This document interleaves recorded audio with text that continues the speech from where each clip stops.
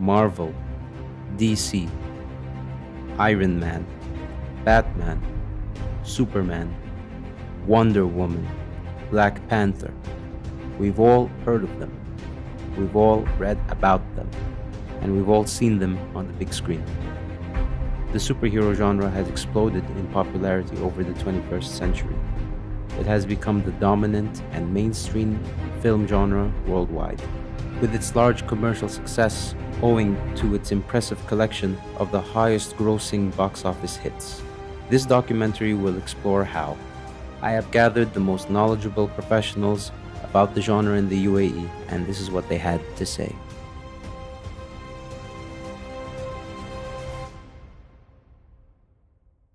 Comic books have always been an interest in the silver screen.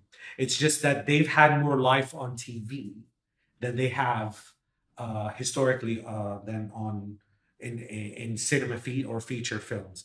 The major attempts happened around the 80s after in 1979 or when Star Wars came out and all that stuff. That's when sci-fi hit it big in the 80s. That's when the comic book lore will or sort of experimenting with comic book lore in film became a matter of interest. In 1989, Tim Burton's Batman is actually when comic books What are you? I'm Batman. were seen as something really, really special in film. And then there was sort of Dick Tracy, and then there were multiple attempts that were successful and then weren't until we come into the early 2000s when the Christopher Nolan run of Batman. And of course, then what happened with Marvel, I think Marvel's formula was a genius experiment, if you like, which brings us to where we are today. And that does infuse audiences with interest in comics because audiences weren't sure about how complex and interesting comic book stories would be until they saw these films, and then they either remembered their childhood and they wanted to relive them, or they were thinking, well, these are very interesting uh, tales in literature that we haven't read before, and kind of other stories in film have grown stale.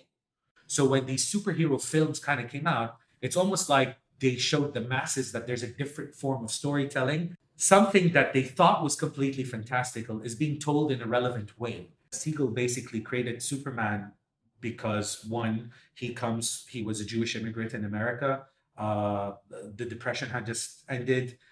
Immigrants were facing a lot of strife in the United States at that time. He was squirmy, bullied, and he wanted to create a heroic being who would fight crime.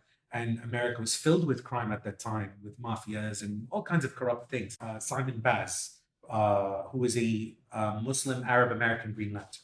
Jeff Johns created him around 2010, 2011. That was born out of a need that was based upon the 10 years prior to that, where we're talking about 9/11, all sort of the rise in racism towards Muslim and Arab Americans in the United States. So definitely what happens on the ground influences the creation of characters.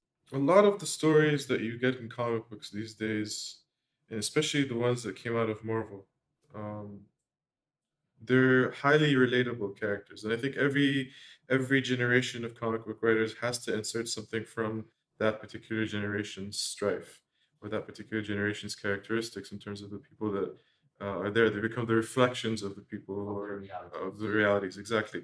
Stanley is a perfect example of that. For every character that he wrote something that was a reflection of what was happening in a certain generation or in a certain sort of time period. So Spider-Man, which is one of his most perfect examples, was about a teenager who was dealing with teenage angst. And you have someone like the Incredible Hulk, who was about battling one's angry self, sort of a schizophrenia. Uh, the most important things about these that made them so relatable to the audiences was the fact that they were not created and set in fictional settings. In the real world. Yes, exactly. So this kind of relatability really touched on a lot of people's psyche, so to speak. Comic books are a direct communication to and a direct reflection of human psyches. The concept of a hero is an ancient concept. Human beings have always been creating a need for a symbol or a living symbol, even if it's imagined, an imagined living symbol who would sort of rescue them from uh, a fate, their current state or fate, right? Yes. It can be sometimes an ideal version of yourself, or actually an ideal that you want to see in society, externally. And sometimes superheroes are an embodiment of a personality that you would like to see applied across humanity, right? That's kind of what you're also hoping for. Sometimes it goes into religious lore where the promised savior concept comes in. There are multiple understandings of why people want to see a hero. But the main reason is there is strife, there is some kind of suffering going on, and there is a need for someone to come and end that suffering, or something to happen to end that suffering. Religion plays a huge role. Even if the stories may not be inherently religious, they may seem secular in their appearance, but these heroes and these symbolic figures of heroism or characters are born out of different religious contexts. Absolutely. The first thing that I remember was in BVS there was a scene where Superman descends after saving a bunch of people, I think in Mexico, from a fire. I can't remember the scene exactly. And they all hover around him and try to touch him like he's Christ, like Christ descending the second coming. So there, in that imagery, it's almost like Superman represents the second coming of Christ, the Savior who will save the world from destruction, right? And an antithesis of that is Lex Luthor's response as a sort of an antichrist in saying that this man is false. This man will not save you, and hating everything that has to do with God. And that's why in that movie there's multiple references to God or a godlike being sort of an enemy and whatnot. And so yeah, and I mean that's from a film point of view. In terms of comics, God, there are multiple ones. Well, the very first one that comes to my mind is the story of Batman and how he came to be. You know, he was sort of embodying the very dictionary definition of martyrdom and sacrifice. He would not have been the hero that he was if his parents were not murdered. He had to reflect upon that particular murder and swear that he would not let this happen again to anybody else. It's extremely prophet like because you are seeing something that is an error in society and you are immediately compelled, regardless of the circumstances, to correct that sort of error. There are literal examples. Captain America is Christian. You know, he makes it's very clear in the comics. Kamala Khan. Kamala Khan is a For Muslim, example, Miss Marvel, and she struggles with. You see her struggling with that. In one of the panels, she goes to a mosque to seek advice from an imam on what she should do with certain issues. Thor is a Nordic god. It's an immediate connection. I mean, you literally in both DC and Marvel have mythological figures. You have Thor, you have Hercules as actual characters in comic books. You have Samson as another character that exists. I remember reading from another publisher called Valiant, a comic called Archer and Armstrong. Basically, Armstrong is a character that's reincarnated from someone in ancient Babylon. Greek mythology, like Wonder Woman, Thor, in Nordic mythology. Popular figures you see in comic books are influenced by mythological characters. I mean, even Hawkeye and Green Arrow, I can point to something in mythology as the archer or type. Sort of a Robin Hood character. What's interesting about Black Panther is when he was created by Stan Lee and Jack Kirby back in 1966, I believe, if I'm not mistaken. Definitely, it was a symbol to show that a human being of African descent can be extremely powerful, extremely intelligent, and extremely advanced. Black Panther has had mediocre kind of popularity, surging up and down within the United States, and only started to get popular globally in the small sense around the 2000s. And then, of course, with the MCU, that's when it exploded. What they did with the film is actually make Black Panther not just relevant to Africans, but to people from other nations. I mean, we looked at it and we said, wow, that makes a lot of sense. That's very relevant to what we see and what we know in our environment and what we would like to see from a hero. As a minority, as a person of color, as someone who's the other from another nation, absolutely. The film technology wasn't there to begin with. And then later on, when we get into the later 1990s, the advent of CGI sort of rolled in. Then you had a bit more experimentation with the films such as Blade. In the year 2000, that's when the CGI really took on a big role with the films such as X-Men and the Spider-Man sort of popping up in the theaters. I mean, you had some films that was shown before, but then it was very minimalistic. You had the sort of the camera trickery in which you make the wall on a different angle to make it look like Spider-Man is crawling up there, but he's only on the ground.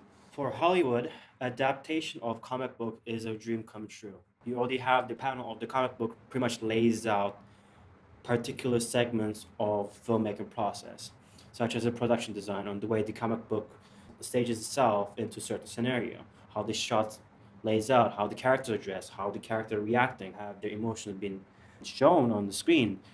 That's one way of looking at it. In addition, a bulk of the writing process already been given to you in the comic book format, which is storyboarding. That makes the process so much easier for Hollywood, which is why they like to adapt it as well. The interest was far away from superheroes, especially in the region.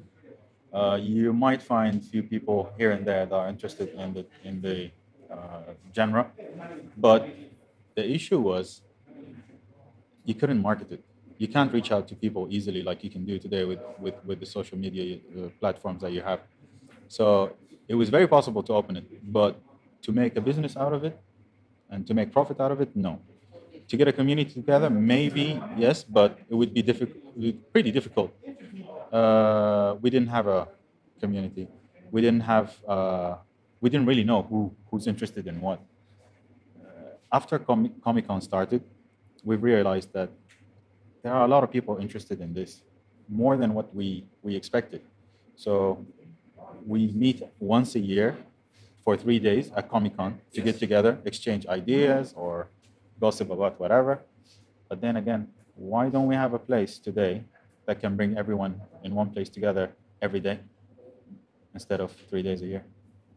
I believe that the community is one of the biggest factors for the growth of superhero uh, genre in the U.A.E itself, not just Dubai, the whole country. And you know how the country is. We have many nationalities here, and everyone has his own community, right? Yes. But then the genre itself brought everyone together with one topic. So everyone has an idea, everyone has a subject to discuss, right? I'm not talking about movies, I'm talking about comic books, I'm talking about animations, whatever you see on TV, even articles, stories, books, and anything related to superheroes has its own community now. So the country itself has built a relationship for everyone and related to the genre itself. Social media has played a big role in the growth of this community. I think the whole superhero movies things really did help because it's what brought light into a lot of things, right? Like 5 years ago, we told people, "Oh yeah, I love this character named Thanos." They'd be like, "Who the hell is Thanos?"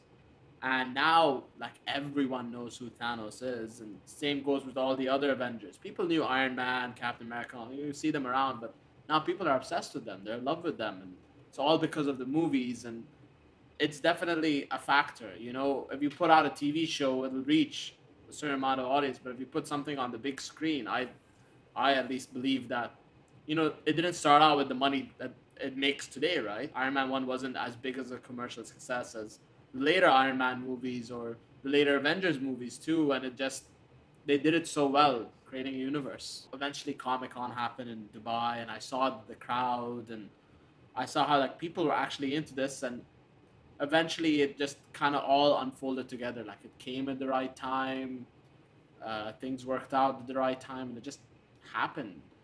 The age groups, I mean, you know, we've had toddlers, but then we have all like people all the way from like the ages 6 7 who buys maybe just toys, some books, all the way to people in their like 50s who buy comics since they were kids. in their 50s. And like I said, it's something that doesn't leave you. It's something that I loved comics since I was a kid, and I could see myself being like 70 years old, still going like, yeah, I love Batman because Childhood.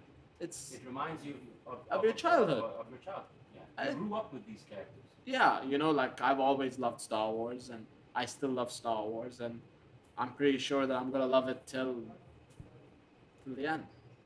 The superhero genre is not just an insignificant cartoon, or movie, or comic, or toy for children and adolescents. The superhero genre is an important part of all cultures, all peoples. It reminds us of our own lives and inspires us to fight for our own liberty and happiness.